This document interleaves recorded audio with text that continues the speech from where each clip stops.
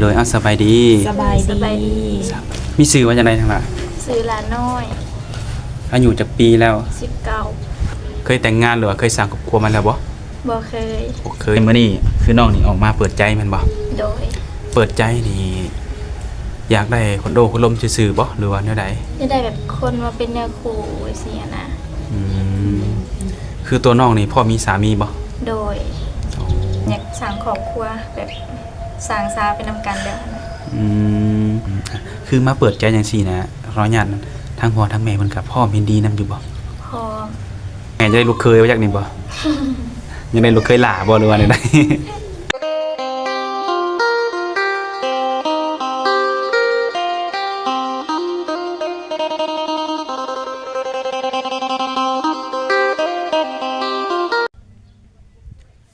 กราบสบายดีและสวัสดีเด้อพ่อแม่พี่น้อง FC โมสุขุสุคนเป็น FC ฝั่งลาวฝั่งไทยหรือว่าอยู่ต่างประเทศเนาะมื้อนี้ก็ยินดีต้อนรับเข้าสู่ช่อง YouTube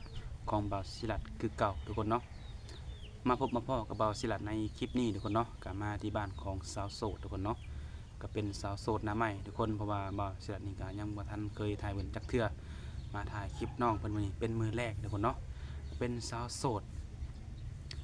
วัยรุ่นทุกคนเนาะกำลังขึ้นอยู่เลยทุกคนเนาะกำลังเป็นสาวซะเนาะก็เป็นผู้จบผู้งามอีกผู้หนึ่งเนาะแต่บ่ฮู้ว่าในการมาเปิดใจเพิ่นในรอบนี้เนาะเพิ่นพร้อมที่จะสร้างครอบครัวหรือยังเนาะหรือว่ามาเปิดใจเพื่อหาคนโง่คนล้มซื่อๆเนาะทางบริษัทนี้ก็ยังไงคำตอบอะไรทุกคนเนาะมีแต่ว่าจะพาพ่อแม่พี่น้องเนาะเข้าไปโอ้ไปล้มนอนแล้วก็สัมภาษณ์เพิ่นได้เนาะว่าในการเปิดใจของเพิ่นในรอบนี้หรือว่าครั้งนี้เนาะเพิ่นพร้อมที่จะสละโสดหรือบ่หรือว่าพร้อมที่จะไปอยู่นำสามีนำได้บ่ทุกคนเนาะไปยังไงก็ติดตามไปนำกันเนาะทุกคนเนาะโดยทุกคนเนาะมื้อนี้ก็ได้มาหาทางสาวโสดอีกแล้วทุกคนเนาะก็เป็นสาวโสดหน้าใหม่ทุกคนเนาะเพราะว่าทางบ่าวศิลัดนี่เนี่ยยังบ่ทันเคยถ่ายเพิ่นจักเทื่อเนาะโดยสบายดีสบายดีทุกคนเนาะถือว่ามาเจอกันมื้อแรกวันนี้มีชื่อว่าจังได๋ทั้งหลายซื้อหลานน้อยอายุจักปีแล้ว19อายุ19ปีโอ้อายุ19ปีนี่เคยแต่งงานหรือว่าเคยสร้างครอบครัวมาแล้วบ่เคยเนาะคือในมื้อนี้คือน้องนี่ออกมาเปิดใจแม่นบ่โดยเปิดใจนี่อยากได้คนโดคนลมซื่อๆบ่หรือว่าแนวใดจะได้แบบคนมาเป็นเนื้อคู่สินะคือตัวน้องนี่พ่อมีสามีบ่โดยคือบ่ได้มาเปิดใจแบบว่าหาคนคุยหรือว่าแบบคุยเล่นๆนะว่าซั่นๆเนาะโดยอยากได้แบบคนจริงจังหรือมาเป็นเนื้อคู่เนาะโดยอะไรที่ผ่านมาได้น้องบ่เคยล้มผู้บ่าวทางใดเลยบ่เคยผู้บ่าวลาวก็บ่เคยบ่เคยโอ้บ่เคยล้มผู้บ่าวบ่เคยมีแฟนแม่นบ่ทุกคนเนาะก็คือเป็นแบบสาวโสดที่ว่ายังบ่ทันเคยผ่านการล้มกับผู้ใดมาเนาะโอ้แต่ถ้ามื้อนี้ออกมาเปิดใจนี่ก็ถ้ามีผู้บ่าวมาล้มนี่น้องก็สิคุยเป็นบ่ก็ลองเบิ่งเนาะคือว่าอะไรอีหยังก็คนบ่เคยมันก็ต้องมีสักมื้อเนาะต้องได้เคยล้มเนาะโดยคือน้องนี่อายุ19ปีเนาะถ้าน้องอยากได้เนื้อคู่แบบนี้นะน้องสิเอาอายุหลายปานใดอันอยู่บ่จำกัดส่ำใดก็ได้น้องบ่ติมันบ่โดยเฒ่าส่ำใดก็ได้บ่โดยโอ้เป็นจังไดคือน้องคือว่าบ่จำกัดอายุบ่น้องแบบส่วนหลายแบบคันว่าสิเอาอายุประมาณ50 60ก็ส่วนหลายคนสิมักว่าตัวเอาเงินเพิ่นจังซั่นจังซี่แบบเพิ่นบ่ค่อยเสียใจขนาดน้องเลยว่าบ่อายุจำกัดส่ำใดก็ได้ก็แล้วแต่เนาะโดยโอ้คือแบบว่าผู้ใดเห็นคลิปนี้แล้วเห็นว่าน้องเพิ่นนี่ถูกชะตาเนาะอายุน้อยหรืออายุหลายก็แล้วแต่ก็น้องเพิ่นสามารถล้มนำได้เนาะโดยอย่างเช่นเป็นผู้หาความหมายน้องก็คุยนำได้แม่นบ่ได้ไม่ใช่เนื้อคู่ไว้ดอกทุกคนเนาะคุยนำได้เนาะคือน้องกับผู้จบผู้งามผู้บ่าวแถวเขตบ้านเฮานี่บ่มีคนมาจีบมาล้มเลยบ่มีแต่ว่าน้องบ่ค่อยมักขนาดบ่เข้าสตาร์กับน้องโอ้เป็นจังไดคือว่าบ่เข้าสตาร์น้องแบบติดหยอกติดยาอย่างนี้แหละส่วนหลายแบบน้องบ่มักโอ้เป็นสไตล์แบบวัยรุ่นเนาะโดยคือน้องนี่ผู้จบผู้งามนี่ถ้าว่าคนที่สิเข้ามาล้มน้องนี่ ต้องหน้าตาดีอย่างเดียวบ่ บ่หน้าตาดีก็ได้น้องหับได้เบิด ทำได้เบิดแม่นบ่ โดย โอ้แต่จิตใจเพิ่นน้องอยากเจอแบบใดในจิตใจของหนุ่มๆเพิ่นนี่นะ แบบอยากเจอแบบคนอ่อนโยนแบบบ่อยากเจอคนใจร้อนหั่นนะน้องก็แบบบ่มักคนใจร้อนยันผิดเร็วกันมาแล้วยันอันเว้ากันบ่รู้เรื่องหั่นนะ ขอเป็นคนใจเย็น โดย ขอเป็นคนแบบว่ามีเหตุผลเนาะ โดย ถ้าเกิดว่ามื้อใดมื้อหนึ่งเนาะได้เป็นสามีภรรยากันแล้วก็อยากแบบถ้าเกิดว่า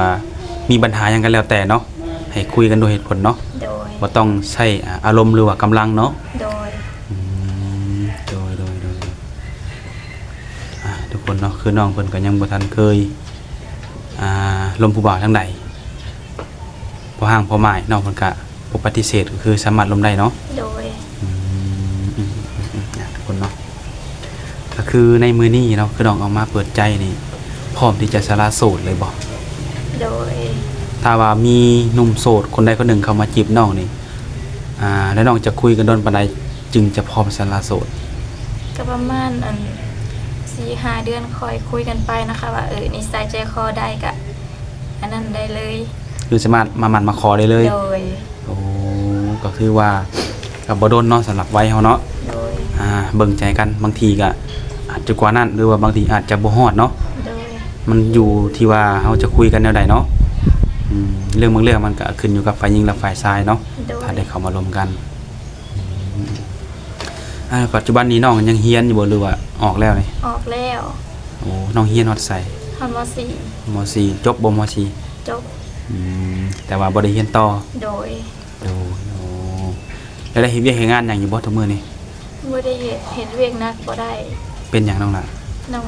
เป็นผ่าตัดหั่นน่ะ ผ่าตัดหยัง ผ่าตัดไส้ติ่ง โอ้ แล้วยังบ่ทันเฮ็ดเวียกหลักได้ ผ่าดนแล้วบ่ โดย ตอนนี้แพ้เป็นอันยังบ่เซาบ่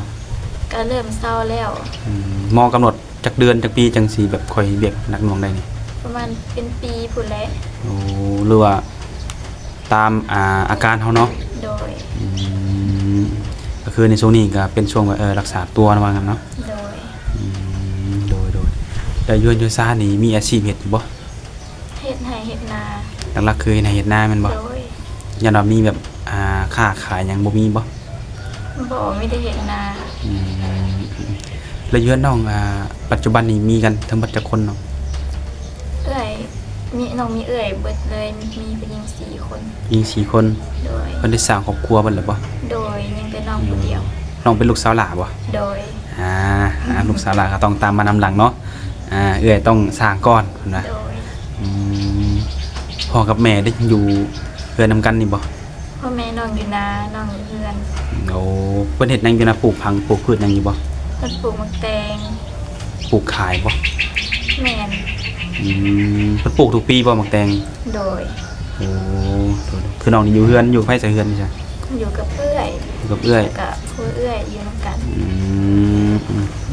เฮ็ดให้เฮ็ดนาเนาะแต่ละปีเนาะ โดย ทุกคนคือในเรื่องการคุยหนุ่มๆเนาะหรือว่าคุยผู้บ่าวนี่คือในช่วงนี้น้องก็มีเวลาตลอดแม่นบ่ โดย เพราะว่าสิเป็นทางเฟซทางไลน์หรือว่าทางน้องคุยได้เบิดบ่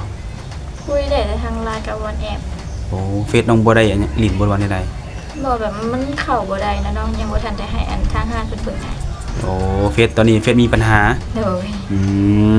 ทุกคนเนาะก็คือคุยกันทางไลน์กันก่อน โดย ถ้าว่าผู้ใดอยากได้เฟซน้องก็ต้องรอเนาะ โดย รอให้น้องเพิ่นไปให้ห้านประเทศให้ก่อนแล้วจังลมกันทางเฟซแล้วคือน้องนี่ก็มีสเปคอยู่บ่แบบเห็นมักผู้บ่าวแบบใดนะ แบบได้ก็ได้น้องบ่ติแบบ บ่ได้ตีบ่ โดยสูงขาวดำอิหยังก็บ่ติได้เบิด คือน้องนี่สูงเท่าใดซะน้องนี่ 150ปลาย 150ปลาย โดย น้ำหนักเท่าไหร่น้องล่ะ 48 มัก48โอ้นั่นแหละทุกคนเนาะ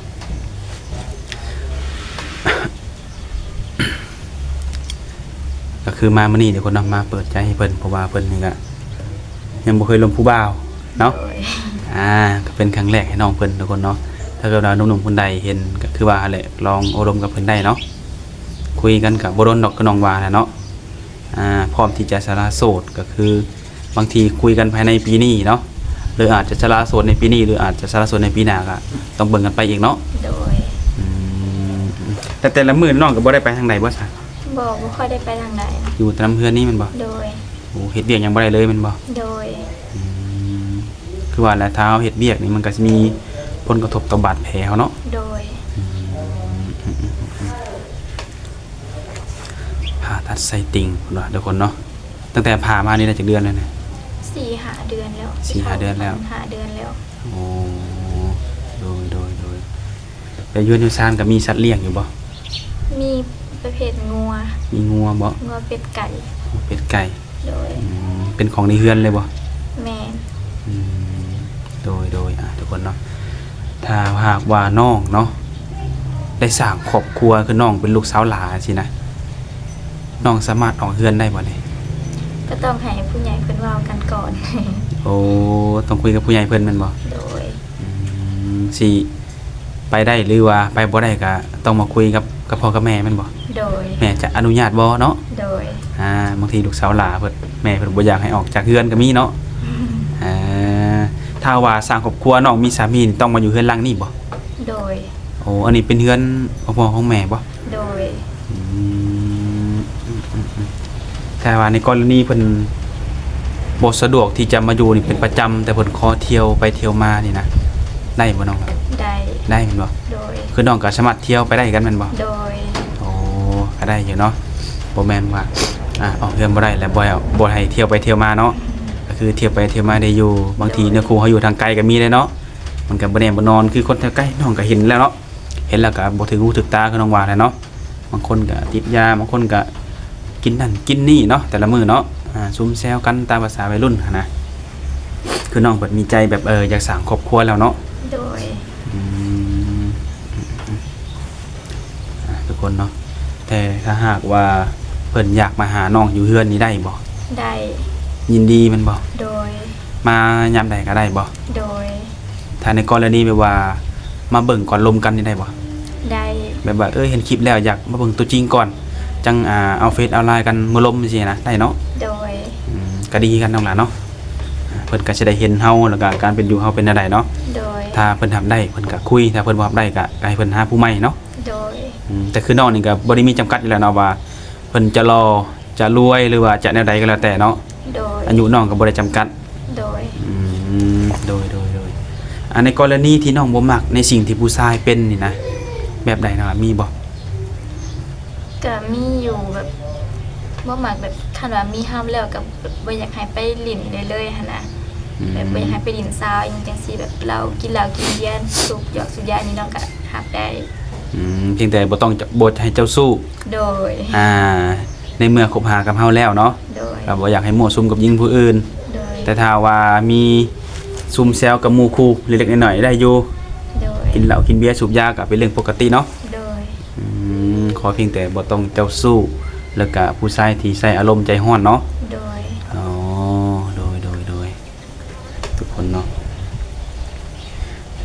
สมมุติว่าน้องมีหนุ่มไทยกับหนุ่มลาวเข้ามาหาน้องทีเดียวนี่ถ้าให้เลือกนี่ใจน้องนี่อยากได้คู่เนื้อคู่ทางใด ทางประเทศไทย ทางประเทศไทย โดย เป็นได้เนาะล่ะความรู้สึกที่อยากได้หนุ่มทางประเทศไทย แบบก็แบบนิสัยเพิ่นดีกว่านะ อืมถ้าหากว่าคนลาวเฮาแต่เฮ็ดงานอยู่ไทย หรือว่าเฮ็ดงานอยู่แถวต่างประเทศนี่นะน้องก็สิล้มบ่ ลม ล้มแม่นบ่ โดย ขอแต่ว่าจังไดนิสัยดีเนาะ โดย ง่ายๆคือหลักๆคือนิสัยดีนั่นแหละหลักๆก็ได้ ถ้าเป็นไปได้ก็อยากมีผู้บ่าวไทยเนาะ โดย แน่นอนเนาะชาวลาวเฮาแต่ละคนหลักๆก็อยากได้ผู้บ่าวเป็นต่างประเทศเฮาเนาะโดยถ้าเกิดว่าผู้บ่าวไทยคนนั้นเพิ่นมีลูกติด2-3คนนี่เด้น้องล่ะ หับใด หับได้แม่นบ่ โดย บ่ได้ติเนาะ โดย ยันบ่น้องแบบว่าอายุ19ปียังบ่ทันเคยมีครอบครัวแล้วก็ยังบ่เคยล้มผู้บ่าวทางใดยันว่าอยากเจอคนที่แบบเป็นคือกันนี่นะ แบบใดก็ได้น้องบ่ติแบ น้ บ องบ่ติ ถ้าว่ามีดุเฮาก็ต้องได้เรียนรู้อีกหั่นน่ะ ก็สิได้ประสบการณ์จากเพิ่นนำมาง่ายกันเนาะ โดย เป็นเหตุผลที่ว่าอยากได้ผู้บ่าวที่มีอายุพอหรือว่าบ่จำกัดอายุเนาะโดยคือเฮานี่ยังบ่ทันมีประสบการณ์หยังถ้าว่าได้เพิ่นก็ดีกันเนาะถ้ารุ่นหน้าเพิ่นก็จะได้สอนประสบการณ์ให้เฮาว่าเวลามีลูกว่าซั่นเนาะต้องเลี้ยงแบบใดต้องเบิ่งเพิ่นแนวใดเนาะโดยโดยทุกคนเนาะแต่ละมื้อนี่ครับผู้ใดสิเฮ็ดอยู่ให้กินแต่มื้อน้องกับเอื้อยนี่แหละน้องก็เฮ็ดเป็นบ่เป็นโอ้เป็นหมดทุกอย่างบ่หรือว่าใดๆก็บ่ค่อยเป็นเบิดทุกอย่างนะครับพอได้อยู่เนาะเป็นบางอย่างบางใดที่ยังบ่เป็นก็เดี๋ยวอาจจะได้เป็นเนาะโดยเพราะว่าก็ต้องเรียนรู้น้องเฮ็ดอยู่เฮ็ดกินเป็นแม่นบ่โดยแต่งผ้าขาวผ้าน้ำได้เรียบร้อยเนาะโดยโอ้โดยทุกคนเนาะก็ถือว่าไงน้องเพิ่นก็มีความพร้อมที่จะเป็นแม่บ้านบ่หรือเป็นแม่สีเรือนเนาะ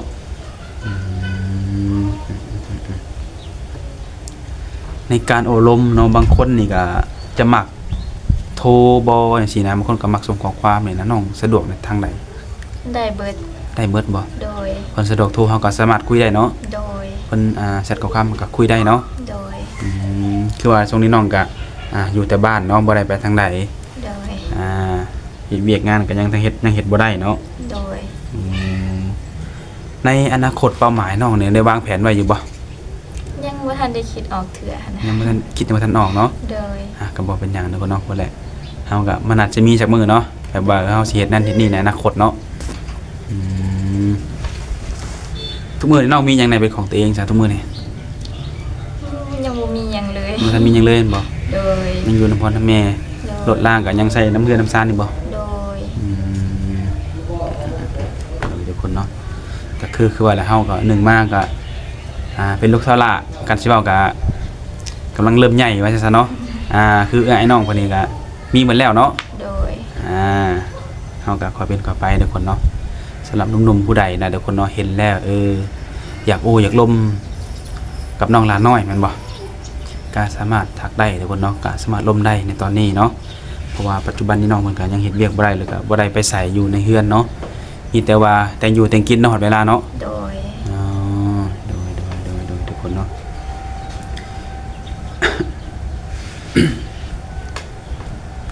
คือน้องนี่เนาะคือน้องแบบว่า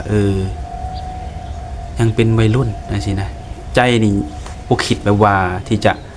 ลิ้นก่อนเที่ยวก่อนบ่ตั้งก่อนมาสร้างครอบครัวนี่น้องลิ้นพอแล้วนะลิ้นพอแล้วบ่โดยอายุ19ปีนี่ลิ้นพอแล้วบ่โดยแบบอยากสร้างครอบครัวแบบสร้างซาไปนำกันแล้วคำว่าสร้างครอบครัวหรือสร้างซาไปนำกันนี่คือความหมายว่าเพิ่นบ่ค่อยมีปานใดก็ได้บ่โดยแบบว่าบางคนก็กินเงินเดือนเนาะเป็นลูกน้องเพิ่นลูกจ้างเพิ่นนี่ก็มีสิทธิ์ลูกน้องมันบ่โดยโอ้ขอแต่ว่าเพิ่นนี่มีความพยายามเนาะมีความคิดว่าอยากสร้างครอบครัวสร้างซาหรือว่าจับมือสร้างไปนำกันเนาะโดยอย่างว่าน้องต้องจำกัดต้องมีหน้าที่เวียกงานหรือว่ามีธุรกิจเป็นของตัวเองน้องจังสิลมนำบ่แม่นเนาะโดยลมได้เบิดทุกคนเนาะก็คือว่าแหละคนเฮาก็บางคนก็สิรอสิรวยเนาะแต่ก็นิสัยมันก็บ่เข้ากันก็มีโดยโดยเนาะทุกคนเนาะทุกคนเนาะก็มีแต่ว่าให้หนุ่มๆเพิ่นละพิจารณาเบิ่งทุกคนเนาะเห็นนี่แล้วก็ทักมามาล้มเบิ่งเนาะอยากฮู้ว่าน้องเพิ่นเป็นคนแนวใดนิสัยแบบใดเนาะน้องเพิ่นคือหลักคือเป็นคนที่อารมณ์เย็นแม่นบ่ใจเย็นเนาะเป็นคนที่อารมณ์ใจเย็นทุกคนเนาะคือมาเปิดใจจังซี่นะขออนุญาตทั้งพ่อทั้งแม่เพิ่นก็พร้อมยินดีนำอยู่บ่พร้อมเพิ่นบอกบ่หรือว่าน้องออกมาเปิดเองตัวนี้ก็ไปปรึกษาพ่อแม่นะพ่อแม่ก็แล้วแต่ลูกนั่นน่ะปรึกษากันแล้วเรียบร้อยเนาะโดยแม่เพิ่นก็ก็แล้วแต่ลูกถ้าลูกพร้อมที่จะสร้างครอบครัวแม่เพิ่นก็ยินดีนำโดยแต่ก็ถ้าหากว่าผู้ใดเนาะได้ลูกสาวเพิ่นแม่นบ่ต้องให้เพิ่นได้เห็นหน้าเห็นตาก่อนแม่นบ่โดยต้องมาหาเพิ่นอยู่เฮือนหลังนี้เนาะโดยมันถึงจะแบบว่าแสดงความบริสุทธิ์ใจเนาะเพิ่นก็สิได้วางใจแล้วก็เชื่อใจทุกคนเนาะโอ้แม่จะได้ลูกเคยว่าจักนี่บ่ยังได้ลูกเคยหล่าบ่หรือว่าได้หรือว่าเฮ็ดสร้างแล้วก็อยากให้ลูกหลานสร้างไปนำกันเนาะเพิ่นก็สิได้แบบว่ามีผู้ดูแลลูกสาวเพิ่นเนาะทุกคนเนาะก็ฝากหนุ่มๆหั่นแหละเนาะ แต่สำหรับมื้อนี้คือเฮาก็มาเปิดคลิปเปิดครั้งแรกทุกคนเนาะก็สิได้ขอเอาสำนี้ก่อนทุกคนเนาะก็ไว้พบพ่อกันในมื้อหน้าอีกเผื่อว่าน้องเพิ่นได้แฟนทางใดเนาะสิเป็นคนลาวคนไทยหรือว่าคนมาทำงานอยู่ต่างประเทศเนาะถ้าน้องเพิ่นพร้อมที่จะเปิดเผยเนาะหรือว่าพร้อมที่จะปิดใจกับไผเดี๋ยวเฮาสิมาปิดให้หรือว่ามาอัปเดตให้ทุกคนเนาะแต่ว่ามามื้อนี้ก็ขอจบคลิปไว้สำนี้ก่อนทางติดต่อก็ทักทายมาได้เด้อทุกคนเด้อโอเคน้องหลาสบายดีน้องหลาเด้อ สบายดี โอเค